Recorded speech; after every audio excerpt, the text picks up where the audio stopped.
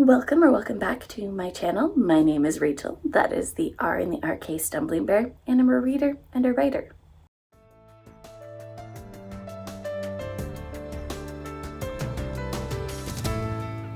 Last year I attempted the rFantasy bingo for the first time.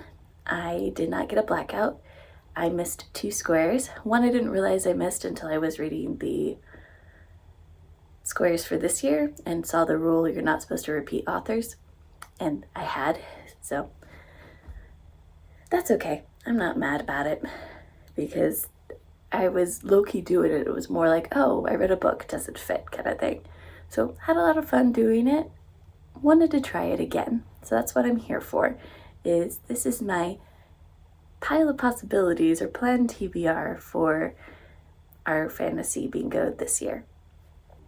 And I'm just gonna go first row, second row, third row, fourth row, fifth row for the prompts.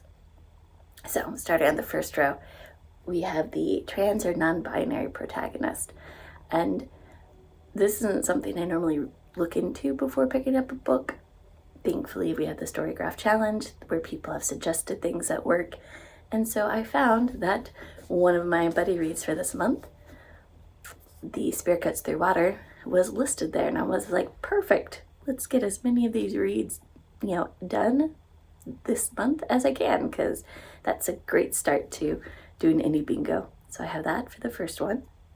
The second square is Judge a Book by its title, and this is another book that I had chosen for my April TBR for the Magical Readathon. So if you've seen that video, some of these books are going to look familiar, and that's because this just has a crazy title, and that's Dungeon Crawler Carl. I can't use hard mode because I do kind of know the synopsis basic because this is very popular, but this title is just wild. The third is a translated book, and for this one I have chosen Death's End by Cixin Liu. It's the third in the 3 Body Problem trilogy, and my buddy read group is slated to read this next month, so might as well get it done, right?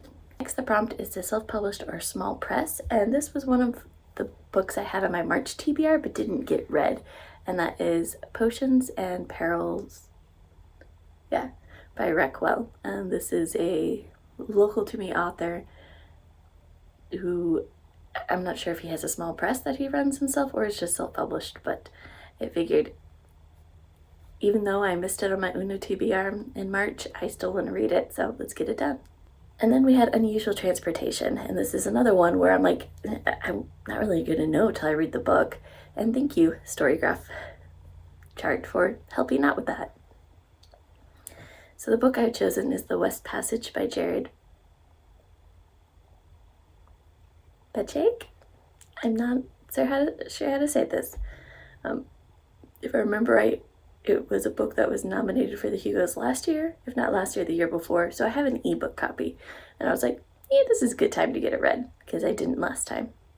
So going to the next row, the first square is the afterlife, and the prompt is dealing with the realm of the dead, communicating with the dead, spirits transferring over or being set in the afterlife itself.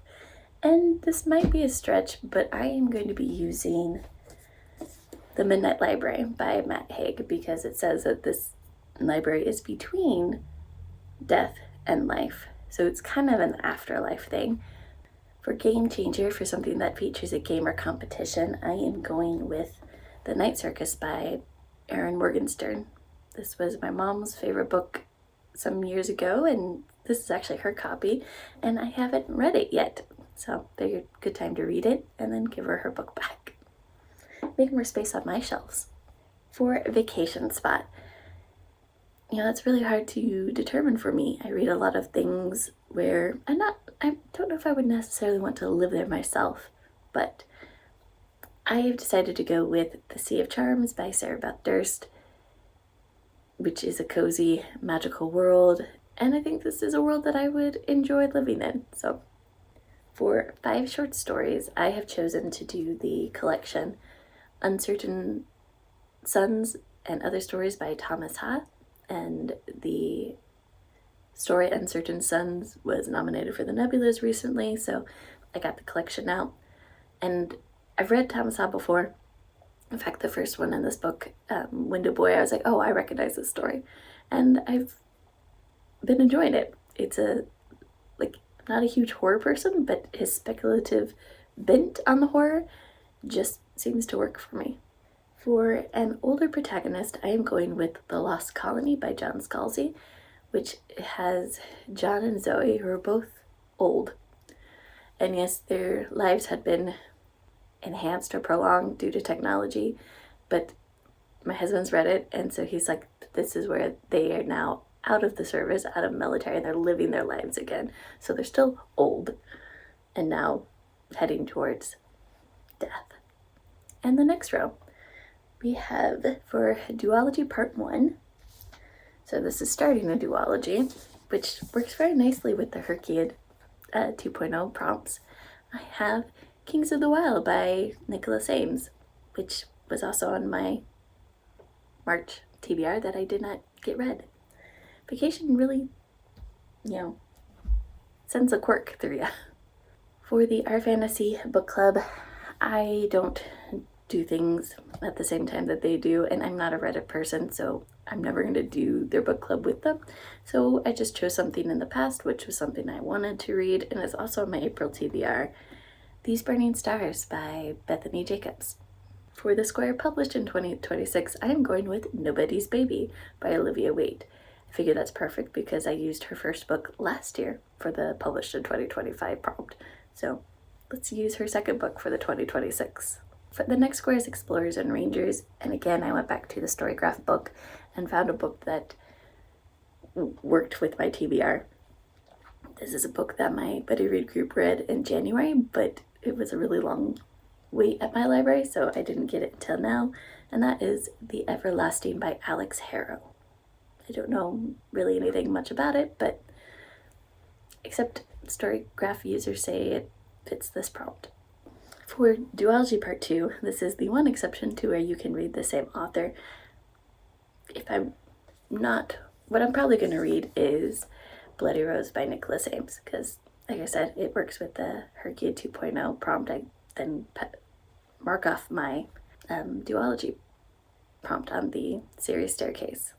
Next row, we have a one-word title, and for that I have Interference by Sue Burke. It was a buddy read book last month, but I didn't get it from the library, had to get it from a different library, and because it's from a different library, I need to read it here soon, so figured works perfectly for the prompt.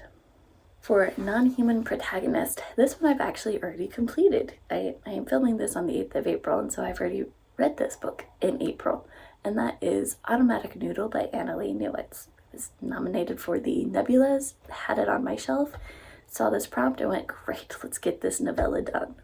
For middle grade, I've been told that this is a middle grade book, but I'm not sure if it's middle grade or YA, but it's one I've been wanting to read for a long time, and it's written by one of my AuthorTube friends, and that is Falling Through by Ben Peck. So if I pick it up and find out it's more older YA, not so much middle grade, I'll have to find something else. If not, it works perfectly for me then. For a first contact story, I have chosen The Best of All Possible Worlds by Karen Lord. And for a murder mystery, we are going to go with Escape Velocity by Victor Menebo, because one of the characters is dealing with how someone died in their family. So I was like, great, if we have a murder mystery in that plot. Okay, for the last row, I have Cat Squasher, which is a book over 500 pages, and my copy of Nona the Ninth is over 500 pages. 510, so it works perfectly. For Feast Your Eyes on This, a book that has food or meal is important, I have Hemlock and Silver by T. Kingfisher. I know that this is supposed to be like a retelling of Snow White in some sort of fashion, so thus food is important. For published in the 70s, this is a book that was also on my March TBR and I didn't get read, and that is The Tar-Ain Krang. Again, this is my dad's book. Time to read it and get it off my shelf, give myself more room. For politics and court intrigue, I am going with Animal Farm by George Orwell. Because when I remember the synopsis, this is all about politics. And then the last square is an author of color, and I have chosen to use The Poet Empress by Shen Tao. This is a book that came out in January that I've been meaning to read. I figure it gives me the perfect opportunity. So that is my pile of possibilities for the rFantasy bingo. Are you playing? If so, what are some of the books that you're using? I'd love to know. Also, if one of my books you're like, I don't think it actually fits that prompt, let me know that as well, so then I can replace it. Thank you and have a good day.